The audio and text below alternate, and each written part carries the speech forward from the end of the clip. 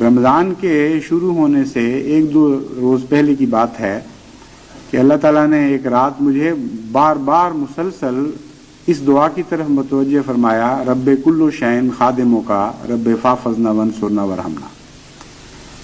اور یہ نظارہ بار بار میں دیکھتا رہا کہ ابھی کچھ آفات جماعت کے سامنے باقی ہیں. ان آفات کو ٹالنے کے لیے میں مختلف دعائیں کرتا ہوں اور کچھ اثر پڑتا ہے اور پھر بھی وہ باقی رہتی ہیں. پھر میری توجہ اس طرف مبذول ہوتی ہے کہ رب کل شین خادموں کا کی دعا کرنی چاہیے.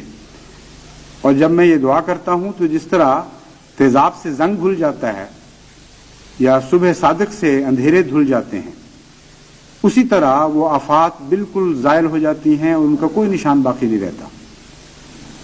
تو چونکہ اللہ تعالیٰ نے مجھے یہ بات صرف اپنے تک محدود رکھنے کے لیے نہیں بلکہ ساری جماعت کو بتانے کی خاطر ظاہر فرمائی ہے مجھ پر، اس لیے رمضان کے آخری عشرے میں خصوصیت کے ساتھ اس دعا کا بھی ورد کریں.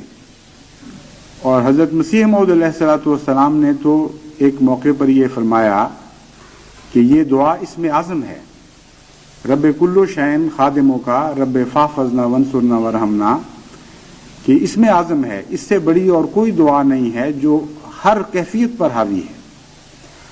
اس لیے باقی دعاؤں کے علاوہ جو قرآنی دعائیں ہیں، انبیاء کی دعائیں ہیں، حضرت مسیح موعود علیہ الصلوۃ والسلام نے جو دعائیں سکھائی ہیں یا جو دل کی کیفیت سے خود بخود پھوٹتی ہیں، ان کے علاوہ ان کو چھوڑ کر نہیں، اس دعا کی طرف بھی خصوصیت کے ساتھ توجہ کریں.